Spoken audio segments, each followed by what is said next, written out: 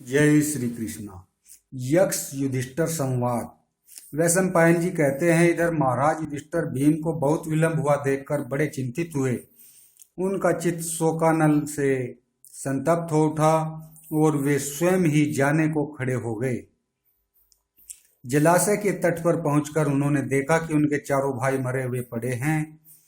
उन्हें निश्चेष्ट पड़े देखकर महाराज युधिष्ठिर अत्यंत खिन्न हो गए। शोक समुद्र में डूबकर वे सोचने लगे, इन वीरों को किसने मारा है? इनके अंगों में कोई शस्त्र प्रहार का चिन्ह भी नहीं है और यहाँ किसी के चरण चिन्ह भी नहीं है। जिसने मेरे भाइयों को मारा है, मैं समझता हूँ वह कोई महान प्राणी होगा। अच्छा, पहले मैं एकाग्रता पूर्वक इसके कारण का विचार करूं, अथवा जल पीने पर मुझे स्वयं ही इसका पता लग जाएगा। ऐसा न हो कि हम लोगों से छिपे छिपे कुट बुद्धि शकुनी के द्वारा दुर्योधन ने यह विषैला सरोवर बना दिया हो। किंतु इसका जल विषैला भी नहीं जान पड़ता, क्योंकि मर जाने पर भी मेरे इन भाइयों के शरीर में कोई विकार नहीं जान पड़ता तथा इनके चेहरे का रंग भी खिला हुआ है। इनमें से प्रत्येक जल के प्रबल प्रवाह के समान महाबली है। इन पुरुष श्रेष्ठों को सामना भी साक्षात यमराज के सिवा और कौन कर सकता है। यह सब सोचकर वे जल में उतरने को तैयार हुए। इसी समय उन्हें आकाशवाणी सुनाई दी। उसने कहा, मैं बुगला हूँ, मैंने ही तुम्हारे भाइयों को मारा है। यदि तुम मेरे प्रश्नों का उत्तर नहीं दोगे तो पांचवें तुम भी इन्हीं के साथ सोओगे। हे तात, साहस न करो, मेरा पहले ही से यह नियम है, तुम मेरे प्रश्नों का उत्तर दे दो, फिर जल पीना और ले भी जाना। युधिष्ठिर ने कहा, यह काम पक्षी का तो हो नहीं सकता, अतः मैं आपसे पूछता हूँ कि आप रुद्र, वसु अथवा मरुत आदि प्रधान देवताओं में से कौन है? यक्ष ने कहा, मैं कोरा जलचर पक्षी ही नहीं हूँ, मैं यक्ष हूँ। तुम्हारे ये महान तेजस्वी भाई मैंने ही मारे हैं। यक्ष की यह अमंगलमयी और कठोर वाणी सुनकर राजा युधिष्ठिर उसके पास जाकर खड़े हो गए। उन्होंने देखा कि एक विकट नेत्रों वाला विशालकाय यक्ष वृक्ष के ऊपर बैठा है। वह बड़ा ही दुर्दुर्भ, ताल के समान लंबा, अग्नि के समान तेजस्वी और पर्वत के समान विशाल है। वहीं अपनी गंभीर नादमयी वाणी से उन्हें ललकार रहा है। फिर वह युधिष्ठिर से कहने लगा, राजन, तुम्हारे इन भाइयों को मैंने बार बार रोका था, फिर भी इन्होंने मूर्खता से जल ले जाना ही चाहा। इसी से मैंने इन्हें मार डाला। यदि तुम्हें अपने प्राण बचाने हो तो यहाँ जल नहीं पीना चाहिए। यह स्थान पहले से मेरा है। मेरा यह नियम है कि पहले मेरे प्रश्नों का उत्तर दो, उसके बाद जल पीना और ले भी जाना। युधिष्ठिर ने कहा, मैं आपके अधिकार की चीज को ले जाना नहीं चाहता, आप मुझसे प्रसन्न कीजिए। कोई पुरुष स्वयं ही अपनी प्रशंसा करे, इस बात की सत्पुरुष बड़ाई नहीं करते। मैं अपनी बुद्धि के अनुसार उनके उत्तर दूंगा। यक्ष ने कहा, सूर्य को कौन उदित करता है? उसके चारों ओर कौन चलते हैं? उसे अस्त कौन करता है और वह किस में प्रतिष्ठित है? युधिष्ठिर बोले, ब्रह्मा सूर्य को उदित करता है, देवता उसके चारों ओर चलते हैं, धर्म उसे अस्त करता है और वह सत्य में प्रतिष्ठित है। यक्ष ने पूछा, मनुष्य श्रोत्रिय किससे होता है? महत् पद को किसके द्वारा प्राप्त करता है? किसके द्वारा वह द्वितीयवान होता है और किससे बुद्धिमान होता है?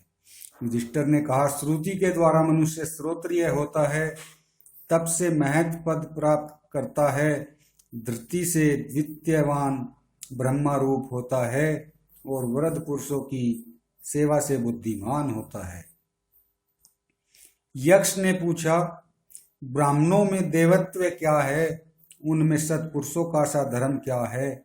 मनुष्यता क्या है और असत्पुरुषों का सा आचरण क्या है?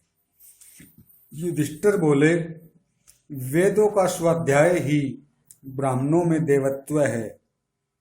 तप सत्पुरुषों का सा धर्म है, मरना मानुषी भाव है और निंदा करना असत पुरुषों का सा आचरण है। यक्ष ने पूछा, अक्षत्रियों में देवत्व क्या है?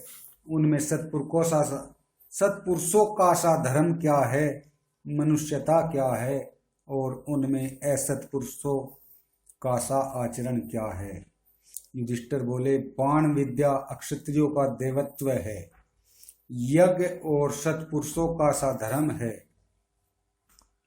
भय मानवी भाव है और दोनों की रक्षा न करना असत पुरुषों का सा आचरण है। यक्ष ने पूछा, कौन एक वस्तु यज्ञ साम है? कौन एक यज्ञ यजु है? कौन एक वस्तु यज्ञ का वर्ण करती है और किस एक का यज्ञ अतिक्रमण नहीं करता?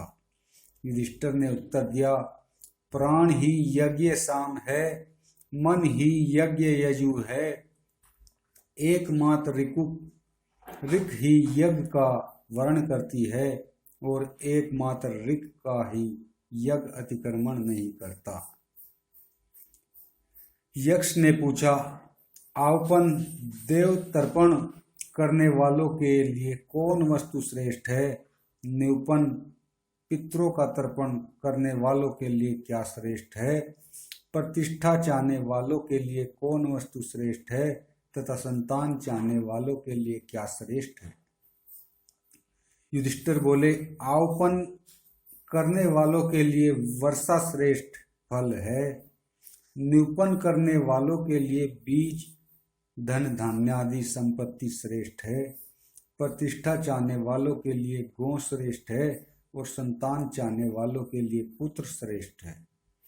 यक्ष ने पूछा, ऐसा कौन पुरुष है जो इंद्रियों के विषयों को अनुभव करते हुए, श्वास लेते हुए तथा बुद्धिमान, लोक में सम्मानित और सब प्राणियों का मान्य होकर भी वास्तव में जीवित नहीं है? युधिष्ठिर ने कहा, जो देवता, अतिथि, सेवक, माता पिता और आत्मा इन पांचों का पोषण नहीं करता, वह श्वास लेने पर भी जीवित नहीं है। यक्ष ने पूछा, पृथ्वी से भी भारी क्या है? आकाश से भी ऊंचा क्या है? वायु से भी तेज चलने वाला क्या है? और तिनकों से भी अधिक संख्या में क्या है? युधिष्ठिर बोले, माता भूमि से भी भारी है, पिता आकाश से भी ऊंचा है, मन वायु से भी तेज चलने वाला है और चिंता तिनकों से भी बढ़कर है। यक्ष ने पूछा, सो जाने पर पलक कौन नहीं मूंदता? उत्पन्न होने पर चेष्टा कौन नहीं करता? हृदय किसमें नहीं है और वेग से कौन बढ़ता है? मछली सोने पर भी पलक नहीं मूंदती, अंडा उत्पन्न होने पर भी चेष्टा नहीं करता, पत्थर में हृदय नहीं और नदी वेग से बढ़ती है। यक्ष ने पूछा, विदेश में जाने वाले का मित्र कौन है? घर में रहने वाले का मित्र कौन है? रोगी का मित्र कौन है? और मृत्यु के समीप पहुंचे हुए पुरुष का मित्र कौन है? युधिष्ठिर बोले, साथ के यात्री विदेश में जाने वाले के मित्र है, स्त्री घर में रहने वाले की मित्र है और वैद्य रोगी का मित्र है और दान मरने वाले पुरुष का मित्र है। यक्ष ने पूछा, समस्त प्राणियों का अतिथि कौन है? सनातन धर्म क्या है? अमृत क्या है? और यह सारा जगत क्या है? युधिष्ठिर ने उत्तर दिया, अग्नि समस्त प्राणियों का अतिथि है, गौ का दूध अमृत है, अविनाशी नित्य धर्म ही सनातन धर्म है और वायु यह सारा जगत है। यक्ष ने पूछा, अकेला कौन विचरता है? एक बार उत्पन्न होकर पुनः कौन उत्पन्न होता है? शीत की औषधि क्या है और महान आवपन क्षेत्र क्या है? युधिष्ठिर बोले, सूर्य अकेला विचरता है, चंद्रमा एक बार जन्म लेकर पुनः जन्म लेता है, अग्नि शीत की अवधि है, औषधि है और पृथ्वी बड़ा भारी आवपन है। यक्ष ने पूछा, धर्म का मुख्य स्थान क्या है? यक्ष का मुख्य स्थान क्या है? स्वर्ग का मुख्य स्थान क्या है? और सुख का मुख्य स्थान क्या है? युधिष्ठिर ने कहा, धर्म का मुख्य स्थान दक्षता है, यक्ष का मुख्य स्थान दान है, स्वर्ग का मुख्य स्थान सत्य और सुख का मुख्य स्थान शील है। यक्ष ने पूछा, मनुष्य का आत्मा क्या है? उसका दैवकृत सखा कौन है? उपजीवन, जीवन का सहारा क्या है? और उसका परम आश्रय क्या है? युधिष्ठिर बोले, पुत्र मनुष्य का आत्मा है, स्त्री उसका दैवकृत सखा है, मेघ उपजीवन है और दान परम आश्रय है। यक्ष ने पूछा, धन्यवाद के योग्य पुरुषों में उत्तम गुण क्या है? धनों में उत्तम धन क्या है? लाभों में प्रधान विद्या लाभ क्या है? और सुखों में श्रेष्ठ सुख क्या है? युधिष्ठिर बोले, धन्य पुरुषों में दक्षता ही उत्तम गुण है, धनों में शास्त्र ज्ञान प्रधान है, लाभों में आरोग्य प्रधान है और सुखों में संतोष श्रेष्ठ सुख है। यक्ष ने पूछा, लोक में श्रेष्ठ धर्म क्या है? नित्य फल वाला धर्म क्या है? किसको वश में रखने से शोक नहीं होता और किसके साथ की हुई संधि नष्ट नहीं होती? युधिष्ठिर बोले, लोक में दया श्रेष्ठ धर्म है, वेदोक्त धर्म नित्य फल वाला है, मन को वश में रखने से शोक नहीं होता और सत्पुरुषों के साथ की हुई संधि नष्ट नहीं होती। यक्ष ने पूछा, किस वस्तु के त्यागने से मनुष्य प्रिय होता है? किसे त्यागने पर शोक नहीं करता? किसे त्यागने पर वह अर्थवान होता है और किसे त्याग कर सुखी होता है? युधिष्ठिर बोले, मान को त्यागने से मनुष्य प्रिय होता है, क्रोध को त्यागने पर शोक नहीं करता, काम को त्यागने पर वह अर्थवान होता है और लोभ को त्याग कर सुखी होता है। यक्ष ने पूछा, ब्राह्मणों को किस लिए दान किया जाता है? नट और नर्तकों को क्यों दान देते हैं? सेवकों को दान देने का क्या प्रयोजन है और राजा को क्यों दान दिया जाता है? युधिष्ठिर ने कहा, ब्राह्मण को धर्म के लिए दान दिया जाता है, नट नर्तकों को यक्ष के लिए दान इनाम देते हैं, सेवकों को उनके भरण पोषण के लिए दान वेतन दिया जाता है और राजा को भय के कारण दान कर देते हैं। यक्ष ने पूछा, जगत किस वस्तु से ढका हुआ है? किसके कारण वह प्रकाशित नहीं होता? मनुष्य मित्रों को किस लिए त्याग देता है और स्वर्ग में किस कारण से नहीं जाता? युधिष्ठिर ने उत्तर दिया, जगत अज्ञान से ढका हुआ है, तमोगुण के कारण वह प्रकाशित नहीं होता, लोभ के कारण मनुष्य मित्रों को त्याग देता है और आसक्ति के कारण स्वर्ग में नहीं जाता। यक्ष ने पूछा, पुरुष किस प्रकार मरा हुआ कहा जाता है? राष्ट्र किस प्रकार मरा हुआ कहलाता है? श्राद्ध किस प्रकार मर्त हो जाता है और यज्ञ कैसे मर्त हो जाता है? युधिष्ठिर बोले, दरिद्र पुरुष मरा हुआ है, बिना राजा का राज्य मरा हुआ है, श्रोत्रिय ब्राह्मण के बिना श्राद्ध मर्त हो जाता है और बिना दक्षिणा का यज्ञ मरा हुआ है। यक्ष ने पूछा, दिशा क्या है, जल क्या है, अन्न क्या है, विष क्या है और श्राद्ध का समय क्या है, यह बताओ। युधिष्ठिर ने कहा, सत्पुरुष दिशा है, आकाश जल है, गौ अन्न है, प्रार्थना कामना विष है और ब्राह्मण ही श्राद्ध का समय है। यक्ष ने पूछा, उत्तम क्षमा क्या है, लज्जा किसे कहते हैं, तप का लक्षण क्या है और दम क्या कहलाता है?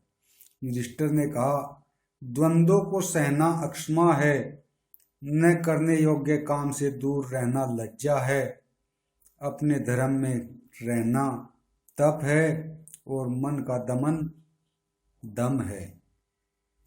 यक्ष ने पूछा, राजन ज्ञान किसे कहते हैं? सम क्या कहलाता है? दया किसका नाम है? और आर्जव सरलता किसे कहते हैं?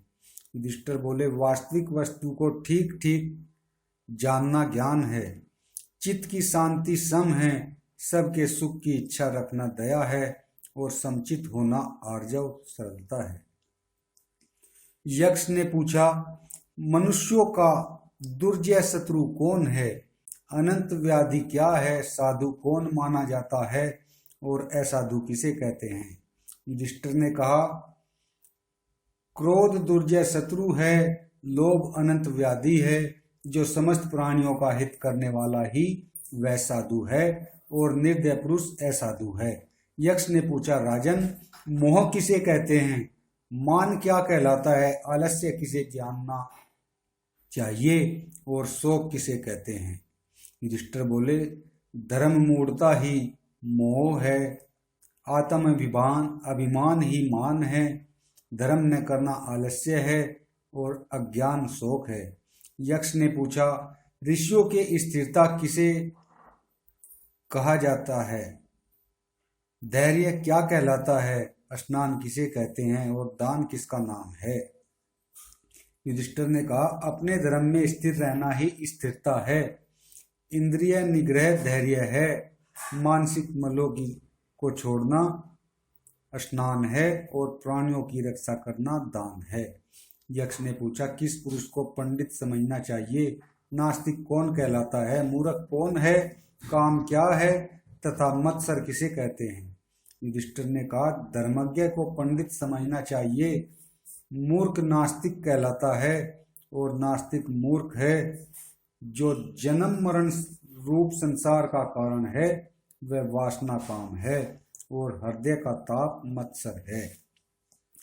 यक्ष ने पूछा, अहंकार किसे कहते हैं? दंभ क्या कहलाता है?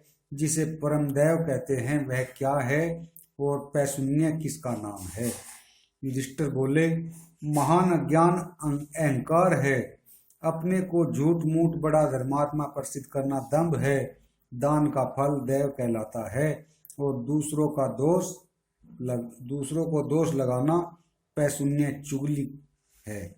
यक्ष ने पूछा, धर्म अर्थ और काम ये परस्पर विरोधी है, इन नित्य विरुद्धों का एक स्थान पर कैसे संयोग हो सकता है?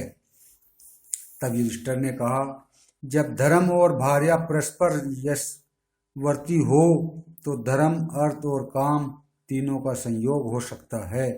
यक्ष ने पूछा, भरत श्रेष्ठ, अक्षय नरक किस पुरुष को प्राप्त होता है? युधिष्ठिर बोले, जो पुरुष भिक्षा मांगने वाले किसी अकिंचन ब्राह्मण को स्वयं बुलाकर फिर उसे नहीं देता वह अक्षय नरक प्राप्त करता है। जो पुरुष वेद शास्त्र, धर्मशास्त्र, ब्राह्मण, देवता और पितृ धर्मों में मिथ्या बुद्धि रखता है वह अक्षय नरक प्राप्त करता है। तथा धन पास रहते हुए भी जो लोभवश दान और भोग से रहित है तथा पीछे से यह कह देता है कि मेरे पास है ही नहीं, वह अक्षय नरक प्राप्त करता है। यक्ष ने पूछा, राजन कुल, आचार, स्वाध्याय और शास्त्र श्रवण इनमें से किसके द्वारा ब्राह्मणत्व सिद्ध होता है?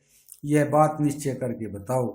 युधिष्ठिर ने कहा, प्रिय यक्ष सुनो, कुल, स्वाध्याय और शास्त्र श्रवण इनमें से कोई भी ब्राह्मणत्व में कारण नहीं है, निसंदेह आचार ही ब्राह्मणत्व में कारण है। अतः प्रयत्न पूर्वक सदाचार की रक्षा करनी चाहिए। ब्राह्मण को तो इस पर विशेष रूप से दृष्टि रखनी आवश्यक है, क्योंकि जिसका सदाचार अक्षुण्ण है उसका ब्राह्मणत्व भी बना हुआ है, और जिसका आचार नष्ट हो गया वह तो स्वयं भी नष्ट हो गया। पढ़ने वाले, पढ़ाने वाले तथा शास्त्र का विचार करने वाले ये सब तो व्यसनी और मूर्ख ही है। पंडित तो वही है जो अपने कर्तव्य का पालन करता है। चारों वेद पढ़ा होने पर भी यदि कोई दूषित आचार वाला है तो वह किसी भी प्रकार शूद्र से बढ़कर नहीं है। वस्तुतः जो अग्निहोत्र में तत्पर और जितेंद्रिय है वही ब्राह्मण कहा जाता है। यक्ष ने पूछा, बताओ मधुर वचन बोलने वाले को क्या मिलता है? सच्चा विचार कर काम करने वाले का क्या पा लेता है? जो बहुत से मित्र बना लेता है उसे क्या लाभ होता है? और जो धर्मनिष्ठ है उसे क्या मिलता है? युधिष्ठिर ने कहा, मधुर वचन बोलने वाला सबको प्रिय होता है। सोच विचार कर काम करने वाले को अधिकतर सफलता मिलती है। जो बहुत से मित्र बना लेता है वह सुख से रहता है, और जो धर्मनिष्ठ है उसे सद्गति मिलती है। यक्ष ने पूछा, सुखी कौन है? आश्चर्य क्या है? मार्ग क्या है? और वार्ता क्या है? मेरे इन 4 प्रश्नों का उत्तर दो। युधिष्ठिर ने कहा, जिस पुरुष पर ऋण नहीं है वो, और जो परदेश में नहीं है, वह दिन के 5वें या 6ठे भाग में भी अपने घर के भीतर चाहे साग पात ही पकाकर खा ले तो वह सुखी है। रोज रोज प्राणी यमराज के घर जा रहे हैं, किंतु जो बचे हुए हैं वे सर्वदा जीवित रहने की इच्छा करते हैं। इससे बढ़कर और क्या आश्चर्य होगा? तर्क की कहीं स्थिति नहीं है, श्रुतियां भी भिन्न भिन्न है, एक ही ऋषि नहीं है जिसका वचन प्रमाण माना जाए, तथा धर्म का तत्व गुहा में निहित है, अर्थात अत्यंत गूढ़ है। अतः जिससे महापुरुष जाते रहे हैं वही मार्ग है। इस महामोहरूप कढ़ा में काल भगवान समस्त प्राणियों को मास और ऋतु रूप करछी से उलट पलट कर सूर्य रूप अग्नि और रात दिन रूप ईंधन के द्वारा रांध रहे हैं, यही वार्ता है। यक्ष ने पूछा, तुमने मेरे सब प्रश्नों के उत्तर ठीक ठीक दे दिए, अब तुम पुरुष की भी व्याख्या कर दो और यह बताओ कि सबसे बड़ा धनी कौन है? युधिष्ठिर बोले, जिस व्यक्ति के पुण्य कर्मों की कीर्ति का शब्द जहाँ तक स्वर्ग और भूमि को स्पर्श करता है वहीं तक वह पुरुष भी है। जिसकी दृष्टि में प्रिय अप्रिय, सुख दुख और भूत भविष्यत ये जोड़े समान है, वही सबसे धनी पुरुष है। यक्ष ने कहा, राजन, जो सबसे धनी पुरुष है उसकी तुमने ठीक ठीक व्याख्या कर दी, इसलिए अपने भाइयों में से जिस एक को तुम चाहो वही जीवित हो सकता है। युधिष्ठिर बोले, यक्ष, यह जो श्याम वर्ण अरुण नयन सुविशाल साल वृक्ष के समान ऊंचा और चौड़ी छाती वाला महाबाहु नकुल है वही जीवित हो जाए।